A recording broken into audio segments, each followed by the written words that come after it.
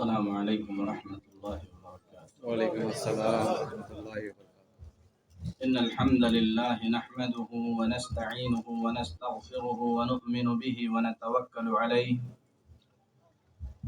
ونعوذ بالله من شرور أنفسنا وسيئات أعمالنا من يهده الله فلا مضل له ومن يضلل فلا هادي له وأشهد أن لا إله إلا الله وحده لا شريك له وأشهد أن محمدا عبده ورسوله أرسله بالحق بشيرا ونذيرا أما بعد فإن أحسن الحديث كتاب الله وخير الهدي هدي محمد صلى الله عليه وسلم وشر الأمور محدثاتها وكل محدثة بدعة وكل بدعة ضلالة وكل ضلالة في النار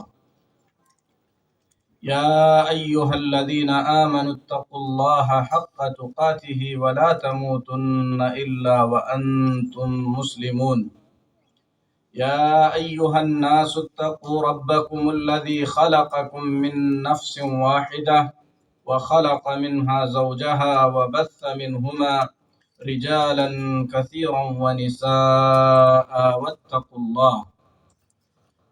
الله الذي تساءلون به والأرحام إن الله كان عليكم رقيبا يا أيها الذين آمنوا اتقوا الله وقولوا قولا سديدا يصلح لكم أعمالكم ويغفر لكم ذنوبكم ومن يطع الله ورسوله فقد فاز فوزا عظيما أما بعد۔ محترم اسلامی بھائیو، معزز خواتین اسلام، اللہ تعالیٰ کا شکر ہے اور اس کا بڑا احسان ہے کہ اللہ تبارک و تعالیٰ نے ہم تمام کو انسانوں میں سے پیدا کیا، دین اسلام کی اللہ تعالیٰ نے ہمیں ہدایت عطا فرمائی۔ شکر ہے اللہ تعالیٰ کا کہ اللہ تعالیٰ نے زندگی جینے کے لیے سب سے بہترین جینے کا طریقہ اسلام عطا کیا۔ انبیاء میں سے سب سے افضل نبی جناب محمد الرسول اللہ صلی اللہ علیہ وسلم کی اللہ نے ہمیں امت بنایا، اور دعا ہے اللہ تعالیٰ سے اس عظیم نعمت اسلام کی قدر کرنے کی اللہ ہمیں توفیق دے۔ محمد الرسول اللہ صلی اللہ علیہ وسلم کی صحیح معرفت حاصل کر کے آپ صلی اللہ علیہ وسلم کی صحیح اتباع کی اللہ ہمیں توفیق عطا فرمائے، اور مرنے کے بعد اللہ اپنے فضل و کرم سے ہم تمام کو نبی پاک جناب محمد الرسول اللہ صلی اللہ علیہ وسلم اور آپ کے صحابہ کے ساتھ جنت الفردوس میں جمع کرے۔ میرے محترم بھائیو، یہاں پر گفتگو کرنے کے لیے مجھے جو عنوان دیا گیا ہے وہ بڑا حساس موضوع ہے، اسلام میں اولاد کی تربیت کا تصور۔ عام طور پر والدین کے حقوق، والدین کی خدمت، والدین کی اطاعت، اس موضوع پر بہت کچھ کہا جاتا ہے، سنا جاتا ہے، اور کہا بھی جانا چاہیے، سنا بھی جانا چاہیے، اس پر عمل بھی کیا جانا چاہیے۔ اللہ ہم سب کو ہمارے والدین کے جو حقوق ہیں انہیں ادا کرنے کی توفیق دے۔ جن کے والدین زندہ ہیں اللہ ان کی خدمت کی توفیق دے، جن کے والدین انتقال کر چکے ہیں اللہ ان کی مغفرت فرمائے، اور ان کی اولاد کو ان کے حق میں مرنے کے بعد جو ان کے حقوق ہیں ان حقوق کو ادا کرنے کی توفیق عطا فرمائے۔ میرے محترم بھائیو، دین اسلام میں جس طریقے سے اللہ اور اس کے رسول صلی اللہ علیہ وسلم نے ماں باپ کے حقوق بیان فرمائے ہیں، بالکل اسی طریقے سے اللہ اور اس کے رسول صلی اللہ علیہ وسلم نے اولاد کے بھی حقوق بیان فرمائے ہیں۔ جس طریقے سے ماں باپ کی خدمت اور ان کی اطاعت ضروری ہے، اسی طریقے سے اولاد کی تربیت، اولاد کے بارے میں اچھا سوچنا، ان کا دنیا اور آخرت کا اچھا مستقبل بنانا، اس پر بھی زور دیا گیا ہے۔ قرآن پاک میں اللہ تعالیٰ نے فرمایا وَوَصَّيْنَا الْإِنسَانَ بِوَالِدَيْهِ، ہم نے انسان کو اس کے والدین کے بارے میں وصیت کی۔ اسی طریقے سے اللہ نے فرمایا یوصیکم اللہ فی اولادکم، اللہ تم کو تمہاری اولاد کے بارے میں وصیت کرتا ہے۔ جس طریقے سے والدین کے بارے میں وصیت ہے، بالکل اسی طریقے سے والدین کو بھی اللہ تعالیٰ وصیت کرتا ہے ان کی اولاد کے بارے میں۔ امام ابن القیم رحمۃ اللہ علیہ فرماتے ہیں قال بعض اہل العلم، کچھ علماء کا کہنا ہے، اہل علم کا کہنا ہے ان اللہ سبحانہ وتعالی یسأل الوالد عن ولده یوم القیامہ قبل ان یسأل الولد عن والده، قیامت کے دن اللہ تبارک و تعالی بچے کو باپ کے حقوق کے بارے میں پوچھنے سے پہلے باپ کو بچوں کے حقوق کے بارے میں پوچھے گا۔ یہ سوال ہونے والا ہے، اور اللہ کے نبی جناب محمد الرسول اللہ صلی اللہ علیہ وسلم نے واضح الفاظ میں فرمایا کلکم راع وکلکم مسئول عن رعیتہ، تم میں سے ہر شخص ذمہ دار ہے اور ہر شخص کو اس کی ذمہ داری کے بارے میں پوچھا جائے گا۔ اسی حدیث میں آپ نے فرمایا الرجل راع، آدمی نگہبان ہے، نگران ہے، مسئول ہے اپنے گھر والوں کا، اور اسے اس کے گھر کے بارے میں پوچھا جائے گا۔ عورت مرد اور اس کے بچوں کی نگہبان ہے، اس سے اس کے بارے میں پوچھا جائے گا۔ یہ ذمہ داری ہے۔ اس ذمہ داری کا احساس ہمیشہ ہمارے دلوں میں ہونا چاہیے، اور اس ذمہ داری کو ہم کتنا پورا کر رہے ہیں اس کا محاسبہ ہمیں بار بار کرنا چاہیے۔ اولاد اللہ کی ایک بہت بڑی نعمت ہے، بالکل اسی طریقے سے یہ اولاد اگر اس کے حقوق ادا نہ کیے جائیں تو یہ اللہ کا بہت بڑا عذاب بھی بن سکتی ہے۔ قرآن میں اللہ تبارک و تعالیٰ نے اولاد کو جہاں نعمت اور ہبہ کہا، وہیں پر اللہ تعالیٰ نے قرآن میں فرمایا تمہارے بیوی اور تمہارے بچوں میں تمہارے دشمن ہیں۔ کتنی بڑی بات ہے، بیوی اور بچوں کے بارے میں اللہ نے فرمایا عدو لکم، تمہارے دشمن ہیں، ان سے بچ کر رہو۔ قرآن میں اللہ فرماتا ہے یا ایھا الذین آمنوا لا تخونوا اللہ والرسول وتخونوا اماناتکم، اے ایمان والو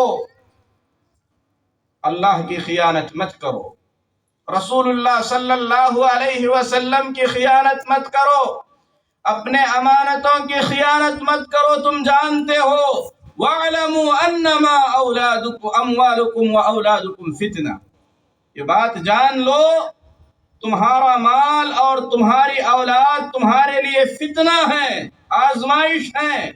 شیخ عبد الرزاق البدر حفظہ اللہ مدینے کے بڑے علماء میں سے ایک عالم ہیں، اس آیت کریمہ کو بیان کر کے فرماتے ہیں اللہ تبارک و تعالی اس آیت کریمہ میں اس بات کو بیان فرما رہا ہے کہ وہ اولاد جو اللہ تبارک و تعالی نے کسی باپ کو عطا کی ہے، یہ اولاد اس کے لیے آزمائش کا ذریعہ بن سکتی ہے، اس کے امتحان کا ذریعہ بن سکتی ہے۔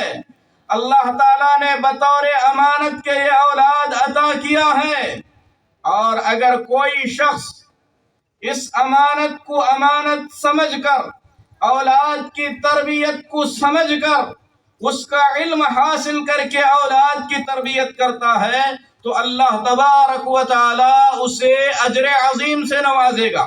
کتنا عظیم اجر دے گا، بہت عظیم اجر دے گا، اور یہ اجر آدمی کے مرنے کے بعد بھی جاری رہے گا۔ اللہ کے نبی جناب محمد الرسول اللہ صلی اللہ علیہ وسلم نے فرمایا آدمی کے مرنے کے بعد اس کے اعمال حسنہ کا سلسلہ بند ہو جاتا ہے، لیکن نیک اولاد اگر دعا کرتی ہے تو اللہ تبارک و تعالیٰ اس سے اس کے درجات بلند کرتا ہے۔ بہت بڑی نیکی کا ذریعہ ہے اولاد، اگر ان کی صحیح تربیت کی جائے، اور یہ ایسی نیکی ہے جو آدمی کے مرنے کے بعد بھی باقی رہ سکتی ہے۔ اور آگے فرماتے ہیں اگر آدمی نے اولاد کی تربیت کے سلسلے میں کوتاہی کی عرض نفسہ للعقوبہ، اس نے اپنے آپ کو سزا کے لیے تیار کر لیا ہے، سزا کا مستحق اپنے آپ کو بنا لیا ہے۔ اور اللہ تبارک و تعالیٰ نے قرآن میں فرمایا تمہارے بیوی اور تمہارے بچوں میں تمہارے دشمن ہیں، یہی مطلب ہے اس آیت کریمہ کا۔ اللہ تبارک و تعالیٰ نے ایک بہت اہم بات بیان فرمائی، اپنے گھر والوں کے سلسلے میں، اپنی اولاد کے سلسلے میں اصول بیان کیا۔ یا ایھا الذین آمنوا، اے ایمان والو، قوا انفسکم واہلیکم نارا، اپنے آپ کو جہنم سے بچاؤ، اپنے گھر والوں کو جہنم سے بچاؤ۔ پہلے اپنے آپ کو جہنم سے بچانے کے لیے کہا گیا، اپنے گھر والوں کو جہنم سے بچانے کے لیے کہا گیا، اور جہنم کی ہولناکی کو بیان کیا گیا، وقودھا الناس والحجارہ، ایسی جہنم جس جہنم کا ایندھن انسان اور پتھر ہیں۔ عبداللہ بن عباس رضی اللہ تعالیٰ عنہ فرماتے ہیں یہ عام پتھر نہیں ہے، یہ گندک کے پتھر ہیں، کبریت کے پتھر ہیں، بارود کے پتھر ہیں۔ علیہا ملائکۃ غلاظ شداد، اس جہنم کے نگہبان ایسے فرشتے ہیں جو بہت ہی سخت مزاج کے ہیں، لا یعصون اللہ، اللہ کی وہ نافرمانی نہیں کرتے، اللہ نے جو حکم دیا اس حکم کو بجا لاتے ہیں۔ فرشتے مومنوں پر رحم و کرم کرتے ہیں، لیکن اللہ کا حکم ہوا سزا دینے کے لیے، سزا دیتے ہوئے ان فرشتوں کو رحم نہیں آئے گا، کیونکہ وہ اللہ کے حکم کو بجا لا رہے ہیں۔ تو میرے محترم بھائیو، یہ آیت کریمہ اولاد کی تربیت کے سلسلے میں ایک واضح اصول ہے۔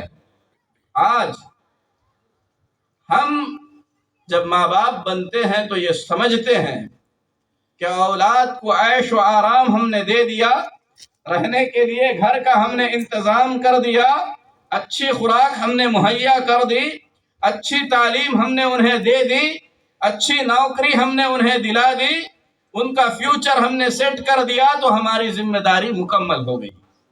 اللہ کی قسم یہ ذمہ داری نہیں ہے، یہ تو ایک جانور بھی کرتا ہے۔ جنگل میں رہنے والا جانور جب بچوں کو جنم دیتا ہے تو اپنی جان پر کھیل کر وہ بچوں کی حفاظت کرتا ہے، خود بھوکا رہ کر اپنے بچوں کو کھلاتا ہے، بچوں کے رہن سہن کا وہ بھی انتظام کرتا ہے۔ ہم انسان ہیں، ہماری ذمہ داریاں جانوروں کے ذمہ داریوں تک محدود نہیں ہیں۔ اللہ تبارک و تعالیٰ نے ہم کو عقل، سمجھ، دین، انبیاء، یہ ساری نعمتیں اللہ نے عطا کیا ہے، اور اللہ تبارک و تعالیٰ نے ہمیں مکلف بنایا ہے، شریعت کا پابند بنایا ہے، اس کے حکم کو ماننے کا حکم دیا ہے، اس نے جن چیزوں سے منع کیا ہے اس سے بچنے کا حکم دیا ہے، اس پر اللہ تعالیٰ نے جزا اور سزا رکھی ہے۔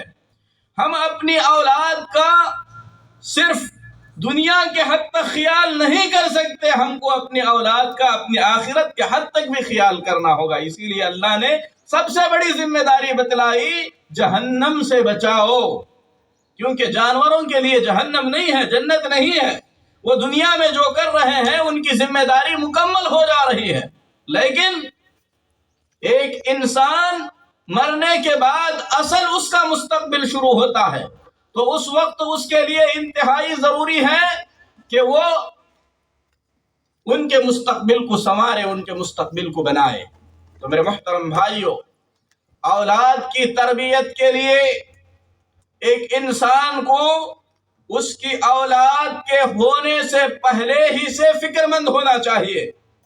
انبیاء علیہم الصلاۃ والتسلیم اولاد کے ملنے سے پہلے اللہ سے جب اولاد مانگتے تھے कैसी औलाद मांगते थे। कुरान में अल्लाह ताला ने इब्राहिम अलैहिस्सलाम की दुआ जिक्र किया, रब्बि हबली मिनस सालिहीन, ऐ अल्लाह नेक औलाद अता फरमा। जकरिया की दुआ अल्लाह ताला ने जिक्र फरमाया, उन्होंने कहा हबली मिन लदुनका ज़ुर्रियतन तय्यिबा, ऐ अल्लाह तू अपनी जानिब से मुझे पाक ज़ुर्रियत, पाक नस्ल अता फरमा, तू दुआओं को सुनने वाला है। मोमिनों की तारीफ करते हुए अल्लाह ने फरमाया, वो दुआ करते हुए कहते हैं हब लना मिन अज़वाजिना व ज़ुर्रिय्यातिना क़ुर्रता अअयुन वजअलना लिलमुत्तक़ीन इमामा, ऐ अल्लाह तू हमारी बीवियों से और हमारे बच्चों से हमारे आंखों की ठंडक अता फरमा, ऐ अल्लाह तू हमें मुत्तकियों का इमाम बना। क्या मतलब है इसका? यानी हमारे घर वालों को मुत्तकी बना कि हम उस घर के सरबराह बने, तो मुत्तकियों के सरबराह बने, परहेजगारों के सरबराह बने। तो मेरे मुहतरम भाइयों, एक आदमी को चाहिए कि शादी से पहले ही या शादी के बाद जब भी वो अल्लाह तबारक व तआला से औलाद की दुआ करता है, नेक औलाद की दुआ करे, नेक औलाद मांगे, अल्लाह तबारक व तआला से सालेह औलाद तलब करे। शरीयत इस्लामिया में औलाद की सलाह और औलाद की तरबियत का ध्यान इतना रखा गया है कि एक इंसान जब अपनी बीवी से हमबिस्तरी करता है, उस वक्त भी उसे दुआ सिखाई गई है कि ऐसे हसास मौके पर भी अपनी औलाद को शैतान से बचाने के लिए अल्लाह तबारक व तआला से दुआ करता है। प्यारे नबी जनाब मोहम्मद रसूलुल्लाह सल्लल्लाहु अलैहि वसल्लम फरमाते हैं, तुम में से कोई शख्स जब अपनी बीवी से सोहबत करता है और उस वक्त कहता है बिस्मिल्लाह, अल्लाह के नाम से, अल्लाहुम्मा जन्निबना शैतान, ऐ अल्लाह हमें शैतान से बचा, और जो औलाद तू हमें अता करने वाला है उसको भी ऐ अल्लाह शैतान से बचा, उस वक्त आदमी दुआ करता है। ऐसे हसास मौके पर जबकि इंसान दुनिया से गाफिल हो जाता है, अल्लाह के नबी सल्लल्लाहु अलैहि वसल्लम वहां पर भी दुआ सिखाते हैं और फरमाते हैं अगर कोई दुआ करता है और अल्लाह औलाद अता करता है तो उसे शैतान के शर से महफूज रखता है। बात अहले इल्म कहते हैं जो औलाद अल्लाह अता करेगा उस औलाद के शर से अल्लाह उसे महफूज रखेगा। अल्लाह ताला ऐसी औलाद को कुफ्र से महफूज रखेगा, अल्लाह ताला ज़लालत और गुमराही से महफूज रखेगा। तो मेरे मुहतरम भाइयों, औलाद के आने से पहले औलाद जब मांगी जाए, नेक औलाद मांगी जाए, औलाद की तलब में जब बीवी के करीब जाए उस वक्त दुआ की जाए। ये कैसा एहतमाम है औलाद की तरबियत का। फिर उसके बाद कब तक दुआ करते रहें? पूरी जिंदगी दुआ करते रहें। अल्लाह के खलील इब्राहिम अलैहिस्सलाम ले जाकर नन्हे इस्माइल और उनकी माँ को बेआबो गियाह वादी में छोड़ दिए, मक्का में जहां पर पानी भी नहीं था। और जब मुड़कर जाने लगे दुआ करते हुए क्या फरमाते हैं, रब्बना इन्नी अस्कंतु मिन ज़ुर्रियती बिवादिन गैरि ज़ी ज़र्अ, ऐ अल्लाह मैंने मेरी नस्ल को ऐसी जगह पर बसाया है जहां पर घास तक नहीं है।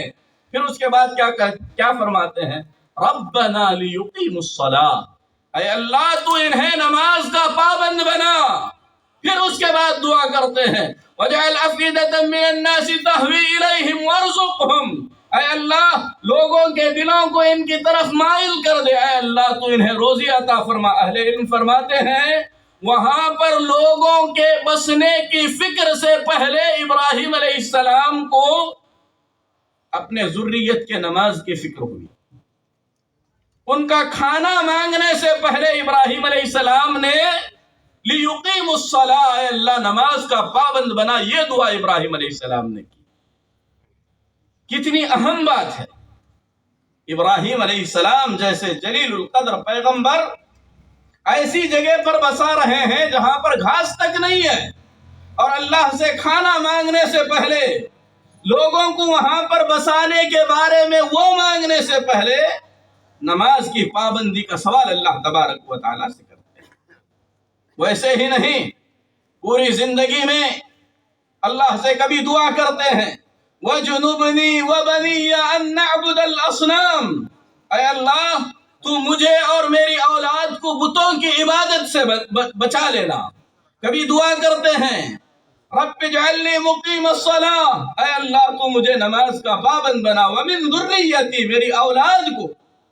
پوری زندگی انبیاء کی زندگی دیکھیے. اللہ تبارک و تعالی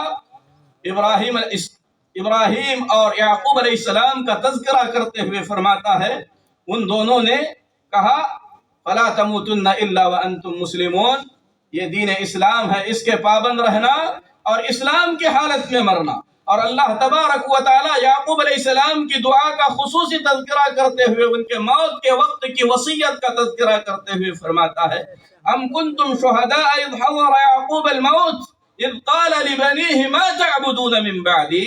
وہ وقت تمہیں معلوم ہے جب یعقوب علیہ السلام کی موت آئی، انہوں نے اپنے بچوں سے کہا میرے بعد کس کی عبادت کرو گے؟ کب؟ موت کے وقت. بچے کے پیدا ہونے سے لے کر سانس نکلنے تک ایک ذمہ دار باپ کو اس کی اولاد کی تربیت کا ہمیشہ خدشہ رہتا ہے، ہمیشہ اہتمام رہتا ہے. یعقوب علیہ السلام موت کے وقت میں بھی اپنے بچوں کو توحید سکھا رہے ہیں. یہ ہے ذمہ داری. ایسے نہیں کہ ہم نے 2 مرتبہ 4 مرتبہ بچے کو نماز کے لیے کہا اور اس نے نہیں پڑھا، ہم نے اس کا پیچھا چھوڑ دیا. اللہ نے فرمایا وَأْمُرْ أَهْلَكَ بِالصَّلَاةِ وَاصْطَبِرْ عَلَيْهَا، گھر والوں کو نماز کا حکم دو اور اس پر جمے رہو. کب تک؟ ہمیشہ. جب تک آپ کی سانس ہے یا جب تک آپ کا بچہ ہے، ہمیشہ برابر بولتے رہنا ہے. یہ نہیں کہ ہم کہیں کہ ہم نے بہت کہا وہ مانتا نہیں ہے اور ہم چھوڑ دیں. تو میرے محترم بھائیوں، یہ ذمہ داری ہمیشہ نبھائی جانے والی ذمہ داری ہے. اسی لیے اولاد کے پیدا ہونے سے پہلے دعا، اولاد کے پیدا ہونے کے بعد دعا وہی شخص کر سکتا ہے جس کے دل میں اس کے اولاد کی تربیت کا بہت ہی زیادہ اہتمام ہو، جو سوتے جاگتے یہ سوچتا ہو کہ میری اولاد کیسے درست ہوگی. وہ اولاد کے لیے گھر بنانے سے زیادہ اس کی جنت بنانے کی فکر کرتا ہے. وہ اپنی اولاد کو نوکری دلانے سے زیادہ نیک بنانے کی فکر کرتا ہے. وہی آدمی اتنی زیادہ دعا بھی کر سکتا ہے اور اتنا زیادہ اہتمام بھی کر سکتا ہے. میرے محترم بھائیوں، اولاد کی تربیت کے لیے اہم اور ضروری چیز یہ ہے کہ ان کو وقتاً فوقتاً جو اہم چیزیں زندگی میں سکھانے کی ہیں، اور سب سے اہم چیز اللہ کی توحید، یہ توحید سکھائی جائے. اللہ تبارک و تعالی ابراہیم اور یعقوب کی وصیت کو ذکر کرتے ہوئے فرمایا وَوَصَّى بِهَا إِبْرَاهِيمُ بَنِيهِ وَيَعْقُوبُ. ابراہیم علیہ السلام نے اپنے بیٹوں کو وصیت کی اور یعقوب نے اپنے بیٹوں کو وصیت کی. کیا وصیت کی؟ یا بنی ان اللہ اصطفى لکم الدین، اے میرے بچوں، اللہ نے تمہارے لیے ایک دین چنا ہے، اس دین پر قائم رہنا. فلا تموتن الا وانتم مسلمون، مرنا تو اسلام کی حالت میں مرنا. اب بتائیں ہم میں سے وہ کون ذمہ دار باپ ہے جس نے اپنے بیٹے کو اہتمام کے ساتھ بٹھا کر یہ تعلیم دی ہو کہ بیٹے ہمارے اس دنیا میں آنے کا مقصد اسلام کی تعلیمات پر عمل کرنا ہے، چاہے تو کچھ بنے یا نہ بنے مسلمان بن کر رہنا، مسلمان بن کر مرنا. یہ کس نے تربیت کی ہے؟ اگر ہم نے نہیں کی ہے تو میرے محترم بھائیو ہمیں ایسا کرنا چاہیے. اسی طریقے سے اللہ تبارک و تعالی نے اور انبیاء اور صالحین کی وصیتوں کو ذکر کرتے ہوئے فرمایا. لقمان نے اپنے بیٹے کو وصیت کرتے ہوئے کہا لا تشرک باللہ ان الشرک لظلم عظیم، بیٹے اللہ کے ساتھ کسی کو شریک نہ کرنا کیونکہ شرک بہت بڑا ظلم ہے. کون ایسا ذمہ دار باپ ہے جس نے اپنے بیٹے کو توحید اور شرک کا فرق سمجھایا ہو اور بیٹے کو یہ بتلایا ہو کہ شرک نہ کرنا کیونکہ شرک بہت بڑا ظلم ہے، اگر شرک کرتے ہوئے مرو گے تو جہنم میں چلے جاؤ. اسی طریقے سے اللہ کی تعظیم بیٹوں کو سکھانا. لقمان کی وصیت ذکر کرتے ہوئے اللہ نے فرمایا عبداللہ بن عباس رضی اللہ تعالیٰ عنہ فرماتے ہیں لقمان علیہ السلام کے بیٹے نے لقمان علیہ السلام سے پوچھا ابا جان اگر میں کہیں چھپ کر گناہ کروں کہیں چھپ کر غلطی کروں جہاں پر کوئی نہ دیکھنے والا ہو تو اللہ کو کیسے معلوم ہوگا؟ تو لقمان علیہ السلام نے فرمایا یا بنی اے بیٹے انہا ان تک مثقال حبۃ من خردل سن لے کہ اگر رائی کے دانے کے برابر بھی کوئی باریک سی باریک چیز ہو اور وہ چیز کسی چٹان میں چھپی ہوئی ہو یا آسمان اور زمین کے کسی بھی کونے میں چھپی ہوئی ہو یأتی بہ اللہ سے وہ چھپ نہیں سکتی، اللہ تبارک و تعالی اسے لا سکتا ہے۔ جب ہم اپنی اولاد کو یہ سکھائیں گے کہ اللہ سے کچھ نہیں چھپ سکتا، اسی لیے اللہ سب کچھ دیکھنے والا ہے، استاد سے ڈرنے سے زیادہ اللہ سے ڈرنے کی ضرورت ہے، بڑے بھائی سے ڈرنے سے زیادہ اللہ سے ڈرنے کی ضرورت ہے، ماں باپ سے ڈرنے سے زیادہ اللہ سے ڈرنے کی ضرورت ہے، سزا سے زیادہ اللہ سے ڈرنے کی ضرورت ہے۔ یہ چیز اگر بچے کے دل میں ہم بٹھا دیں گے ہم بے فکر ہو کر سو سکتے ہیں، کیونکہ ہمارے بچے کو معلوم ہو جائے گا کہ وہ یہ جانتا ہے کہ اللہ دیکھنے والا ہے، اللہ سننے والا ہے، اللہ حساب لینے والا ہے۔ تو میرے محترم بھائیوں، یہ ساری چیزیں عمر کے اعتبار سے بچوں کو سکھائی جانی چاہیے۔ عبداللہ بن عباس رضی اللہ تعالیٰ عنہ چھوٹے سے بچے تھے، اللہ کے نبی جناب محمد الرسول اللہ صلی اللہ علیہ وسلم نے فرمایا یا غلام، اے بچے انی اعلمک کلمات، آؤ میں تمہیں کچھ باتیں سکھاتا ہوں۔ یہ تاریخ کی سب سے بڑی وصیت ہے، سب سے بڑی نصیحت ہے، بچے کو سکھایا جانے والا سب سے بڑا ادب ہے۔ اللہ کے نبی صلی اللہ علیہ وسلم نے عبداللہ بن عباس کو سکھایا احفظ اللہ یحفظ، اللہ کو یاد رکھ اللہ تجھے یاد رکھے گا، اللہ کو یاد رکھ، اللہ کو ہمیشہ تو اپنی مدد کے لیے پائے گا، جب بھی مانگنا ہے اللہ سے مانگ، اور یاد رکھ ساری دنیا والے مل کر تیرا بھلا کرنا چاہیں، اللہ تبارک و تعالی اگر وہ بھلائی تیرے مقدر میں نہیں لکھا ہے ساری دنیا والے مل کر تیرا بھلا نہیں کر سکتے۔ اگر ساری دنیا والے مل کر تیرا کچھ بگاڑنا چاہیں اللہ تبارک و تعالی نے وہ نقصان تیرے مقدر میں نہیں لکھا ہے، ساری دنیا والے مل کر تجھے نقصان نہیں پہنچا سکتے۔ اللہ کے لیے بتائیں جو بچہ ان تعلیمات پر پرورش پائے اس کا ایمان کیسے ہوگا، وہ کیسی زندگی بسر کرے گا؟ آج ہم پریشان حال ہیں اور ہونا بھی چاہیے، کیونکہ جس معاشرے میں جس سماج میں ہم جی رہے ہیں فتنوں کا دور ہے، فتنے ہر طرف سے ہیں، کفر ہے، ضلالتیں ہیں، بدعتیں ہیں، شہوتیں ہیں۔ ہمارے بچے کالجوں میں پڑھ رہے ہیں اور کالجوں میں جو بچیاں آ رہی ہیں ان سے ملتے ہیں، ہماری بچیاں کالجز میں پڑھ رہی ہیں وہاں پر بچوں سے ملتے ہیں، اور ان کے کپڑے اسلامی لباس تو نہیں ہوتا، جوانی ہوتی ہے، ٹین ایج ہوتی ہے، ایسی عمر ہوتی ہے جو بہت زیادہ گرم ہوتی ہے، بہک رہے ہیں، ایک دوسرے کے پیچھے بھاگ رہے ہیں، پورے معاشرے کے اندر ناک کٹ رہی ہے۔ وجہ کیا ہے؟ ہم نے اپنے بچوں کی صحیح تربیت نہیں کی۔ آج کتنا سننے کو ملتا ہے کہ کوئی بچی کسی غیر مسلم بچے کے ساتھ بھاگ گئی۔ اسلامی معاشرے کے اندر مسلمانوں کے گھروں میں ایسا ہو سکتا ہے، یہ تصور ہی بہت بڑی بات ہے۔ اگر انہیں اللہ کی تعظیم سکھائی جاتی، اللہ کے احکامات کی تعظیم سکھائی جاتی، تو یہ بچی کسی غیر مسلم کے ساتھ کیا کسی مسلمان کے ساتھ تنہائی میں بات کرنا بھی پسند نہیں کرتی۔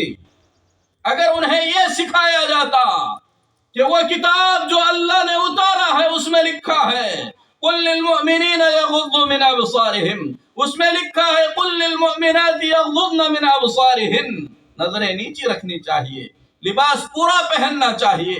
تو میرے محترم بھائیوں، ان تعلیمات کی ضرورت ہے۔ پیارے نبی جناب محمد الرسول اللہ صلی اللہ علیہ وسلم جس طریقے سے بڑوں کو تعلیم دیتے تھے بالکل اسی طریقے سے اللہ کے نبی صلی اللہ علیہ وسلم بچوں کو بھی تعلیم دیتے تھے.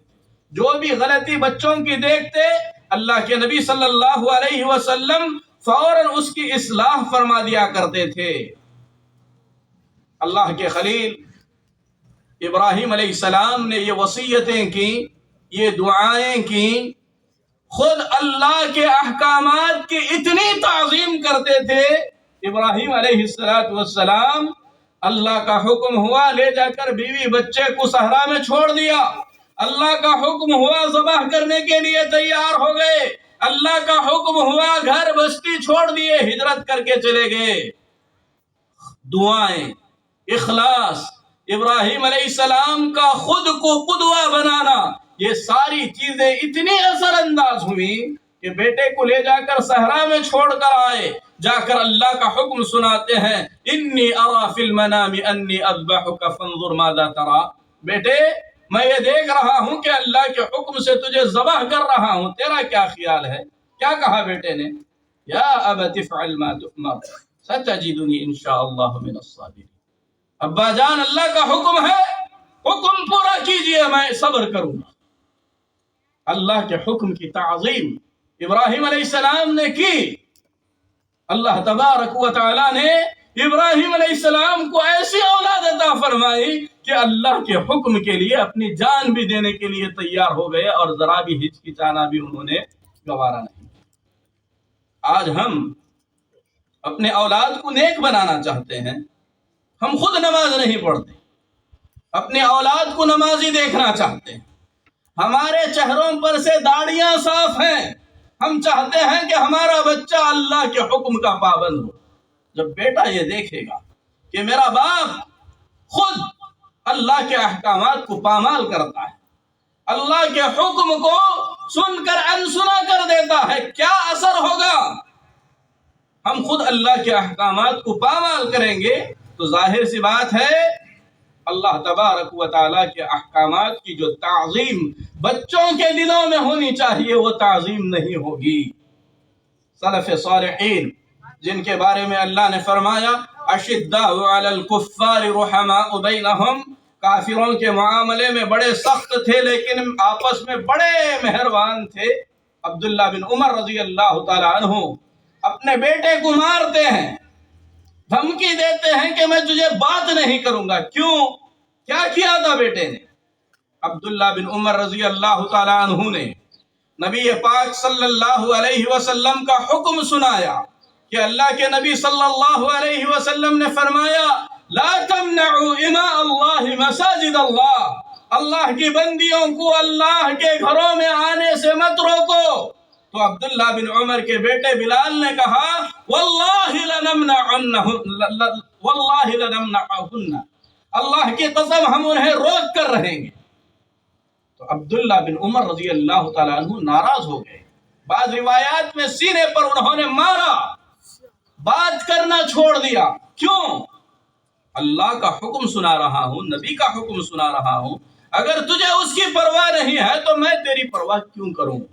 گھروں کے اندر اگر یہ ماحول بنے گا کہ ہم اللہ کے حکم کو سب سے زیادہ اوپر رکھیں گے، ہم ناراض ہو جاتے ہیں اس وقت جب ہماری بیوی ہماری ماں کی بات نہیں مانتی. ہم ناراض ہو جاتے ہیں کہ ہماری بیوی ہمارے باپ کی بات نہیں مان رہی ہے. اور جب اللہ کی بات نہیں مانتی ہے تو اس وقت کیا کرتے ہیں؟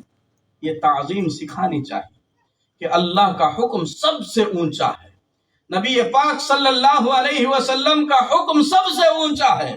اگر گھروں کے اندر ایسی تربیت ہوگی کہ اللہ کے حکم کو سب سے اونچا رکھا جائے، نبی کے فرمان کو سب سے اونچا رکھا جائے، گھر میں یہ اس لیے نہیں ہوگا کیونکہ شریعت اجازت نہیں دیتی، گھر میں ہم ایسا اس لیے نہیں کر سکتے کیونکہ نبی پاک صلی اللہ علیہ وسلم نے منع کیا ہے، تو بچوں کے دلوں میں بچپن سے ہی اللہ اور اس کے رسول صلی اللہ علیہ وسلم کے احکامات کو لے کر تعظیم کا جذبہ پیدا ہوگا.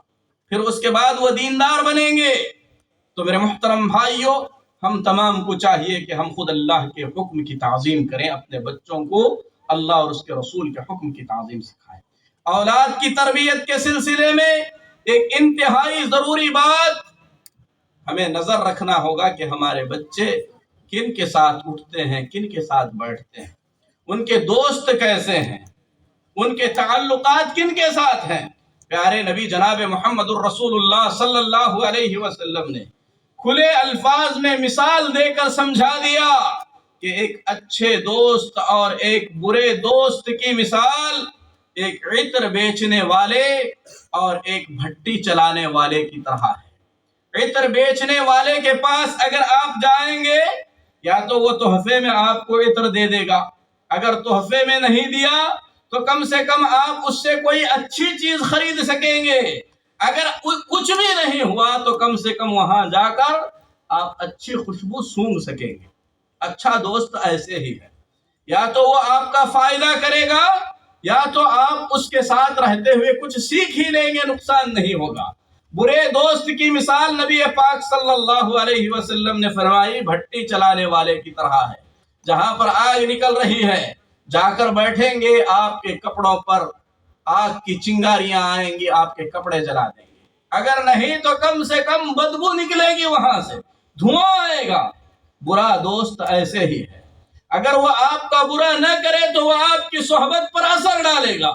آپ دیکھیے کہ آپ کا بچہ، آپ کی بچی کس کے ساتھ بیٹھ رہے ہیں، کس سے مل رہے ہیں، کس سے دوستیاں ہیں۔ بچوں کے اچھے دوست بنانا ضروری ہے، اور خصوصاً اس دور میں جبکہ دوستی صرف انسانوں سے نہیں، ہمارے گھروں کے اندر، ہر گھر کے اندر انٹرنیٹ ہے، بیٹھ کر بچے ساری دنیا سے اپنا تعلق جوڑ سکتے ہیں۔ آج بچے اور بچیوں کے بھاگنے کے، عشق اور محبت کے جو چکر ہیں وہ زیادہ تر انہی سے چلتے ہیں۔ اگر آپ اپنے بچے کو ترقی پر دیکھنا چاہتے ہیں تو بے شک دیکھیے، اسلام اس سے منع نہیں کرتا، لیکن آپ دیکھیے کہ انٹرنیٹ دے کر بند کمرے میں آپ اپنی جوان بچی کو چھوڑ دیں گے، فیس بک میں کوئی آئے گا، پیار محبت کی باتیں کرے گا، فرشتہ تو نہیں ہے، پھسل جائے گی، غلطی آپ کی ہے۔ اگر استعمال کرانا ہے کھلے جگہ پہ رکھیے، سارے گھر والے اسے دیکھیں، بچے صحیح چیزوں کا استعمال کریں، غلط چیزوں سے بچے رہیں، وقتاً فوقتاً ان کے جو موبائل ہیں یا ان کے لیپ ٹاپ ہیں، جو کچھ بھی ہے اسے دیکھ کر چیک کرتے رہیں، تعلیم کے لیے جو ضروری ہے وہ دیں اور جو غیر ضروری ہے اسے آپ بند کر دیں۔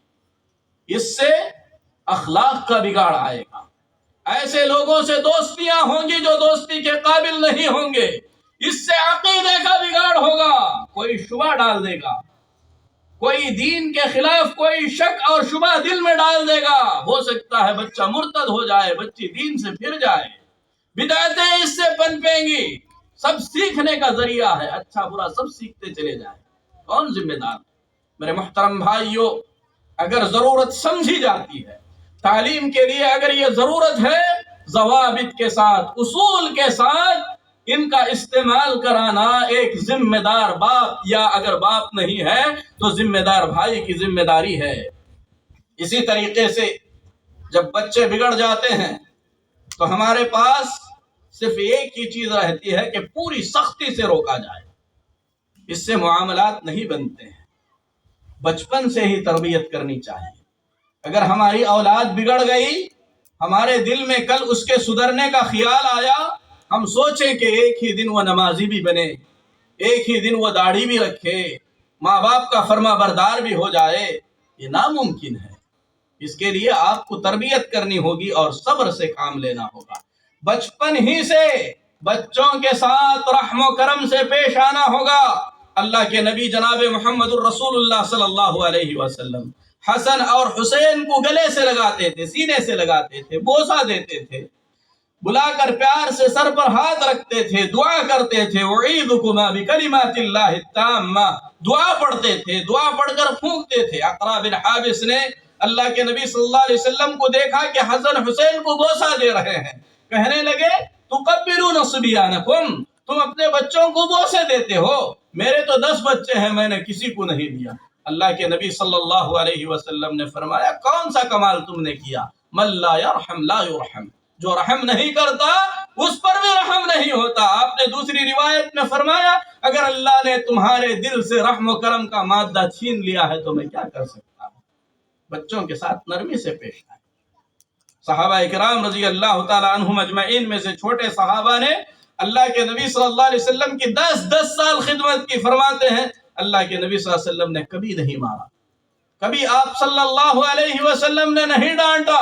ہم نے کچھ کیا تو آپ نے یہ نہیں کہا کہ ایسا کیوں کیا، آپ نے یہ نہیں کیا کہ ایسا کیوں نہیں کیا، آپ پیار سے سمجھاتے تھے۔ عمر بن سلمہ رضی اللہ تعالی عنہ پیارے نبی صلی اللہ علیہ وسلم کے ساتھ بیٹھ کر کھانا کھا رہے ہیں۔ فرماتے ہیں چھوٹا سا بچہ تھا، ایک ہی برتن میں کھا رہے تھے، کبھی ادھر سے کھا رہا تھا کبھی ادھر سے کھا رہا تھا۔ اللہ کے نبی صلی اللہ علیہ وسلم نے پیار سے فرمایا یا غلام، اے بچے، سم اللہ، اللہ کا نام لو، کل بیمینک، اپنے داہنے ہاتھ سے کھاؤ، کل مما یلیک، جو تمہارے قریب ہے اس کو کھاؤ۔ سکھانا پڑتا ہے، تربیت دینی پڑتی ہے۔ آج دنیا میں ہم اتنے مست ہو گئے، ہماری اولاد کے لیے ہمارے پاس وقت نہیں ہے۔ اگر اولاد کے لیے وقت ہے، سیر تفریح کرا دی، ہفتے میں ایک دن کہیں لے جا کر آ گئے، ہم نے سمجھ لیا کہ ہم نے ذمہ داری ادا کر دی۔ نہیں میرے محترم بھائیو، جس طریقے سے 60-70 سال کی دنیا کی زندگی سنوارنے کے لیے، ان کا گھر بنانے کے لیے ہم اپنے آپ کو کسی بھی حد تک اتار دیتے ہیں، ہر کام کرنے کے لیے تیار ہو جاتے ہیں، ذرا سوچئے ایک ایسی زندگی جو کبھی ختم نہیں ہونے والی ہے، آپ کے اولاد کی اور آپ کی خود کی اس زندگی کے لیے ہم نے کیا کیا ہے۔ اللہ رب العزت سے دعا ہے کہ اللہ تبارک و تعالی ہمیں اپنے اولاد کے ذمہ داریوں کو سمجھنے کی توفیق عطا فرمائے۔ آخر میں ایک بات کہہ کر میں اپنی بات ختم کرنا چاہتا ہوں کہ اولاد کی تربیت لے جا کر کسی مدرسے میں ڈالنے سے نہیں ہوگی، کسی اچھے اسکول میں ڈالنے سے ہی نہیں ہوگی۔ اچھے اسکول میں ڈالنے کے ساتھ، اچھے مدرسے میں ڈالنے کے ساتھ ساتھ ایک ذمہ دار باپ بن کر، ایک ذمہ دار ماں بن کر گھر کو اسلامی گھر بنانا ہوگا، گھر کے اندر اسلامی ماحول پیدا کرنا ہوگا۔ صحابہ فرماتے ہیں ہم اپنے بچوں کو پیارے نبی صلی اللہ علیہ وسلم کے غزوات کے واقعات ویسے ہی سکھاتے تھے جس طریقے سے قرآن سکھاتے تھے۔ کتنے دن ہوا آپ اپنے بچے کے ساتھ بیٹھ کر قرآن کا کوئی قصہ سنے ہو یا سنائے ہو؟ کتنے دن ہو گئے کہ آپ نے اپنے بچے کو صحابہ کرام رضی اللہ تعالی عنہم اجمعین کے واقعات میں سے کسی کا واقعہ آپ نے سنایا ہو؟ کتنے دن ہو گئے آپ نے اپنے بچے سے سورہ فاتحہ سنی ہو اور آپ اس پر خوشی کا اظہار کیے ہوں؟ کتنے دن ہو گئے جب آپ نے اپنے بچے کو بلا کر یہ پوچھا ہو کہ اس ہفتے میں اس نے کتنے نمازیں پڑھی ہیں اور کتنی نمازیں چھوڑی ہیں؟ محاسبے کا وقت ہے۔ تربیت صرف بولنے سے نہیں ہوتی، اس کے لیے خود کو بھی تیار کرنا پڑتا ہے، اسی سانچے میں خود کو بھی ڈھالنا پڑتا ہے، اسی اعتبار سے برابر اس کے ساتھ لگا رہنا پڑتا ہے۔ قرآن کی اس آیت پر غور کریں، وَأْمُرْ أَهْلَكَ بِالصَّلَاةِ، اپنے گھر والوں کو نماز کا حکم دو، وَاصْطَبِرْ عَلَيْهَا، اور اس پر جمے رہو۔ شیخ عبدالرزاق البدر حفظہ اللہ اولاد کی تربیت کے سلسلے میں آخری وصیت کرتے ہوئے فرماتے ہیں اپنے بچے کو اچھا دیکھنا چاہتے ہو، اپنی بچی کو اچھا دیکھنا چاہتے ہو، خود نمازی بنو، ان کے نمازوں کے اوپر نظر رکھو، کیونکہ نماز میں اللہ نے وہ طاقت رکھی ہے۔ کتاب میں اللہ نے فرمایا تنہا عن الفحشاء والمنکر، بے حیائی اور ہر قسم کی برائی سے نماز روکتی ہے۔ اگر ہم اپنے بچوں کی توحید کو درست کریں گے، انہیں نمازی بنائیں گے، انہیں اسلام کی جو صحیح تعلیمات اور آداب ہیں اس کا وقتاً فوقتاً دھیان دلاتے رہیں گے تو یقیناً ہماری اولاد ہمارے قابو میں رہے گی، مسلمان بن کر رہے گی۔ آنے والا دور کیسا ہوگا وہ اللہ ہی بہتر جانتا ہے۔ آج کے حالات بہت برے ہو چکے ہیں، لوگ مسجدوں سے دور ہو چکے ہیں، دین سے دور ہو چکے ہیں۔ اس دور میں خود کا ایمان بچانا مشکل ہو گیا ہے۔ آگے کے حالات کیسے ہوں گے اس کو سامنے رکھتے ہوئے اپنے اولاد کے اس مسلمان ہونے کی فکر کریں، اس بات کی فکر کریں کہ ہم اور ہماری اولاد کو جب موت آئے تو اسلام کی حالت میں آئے، اللہ تعالی ہمیں اس کی توفیق عطا فرمائے. آمین. وصلی اللہ علی نبینا محمد وعلی آلہ وصحبہ اجمعین.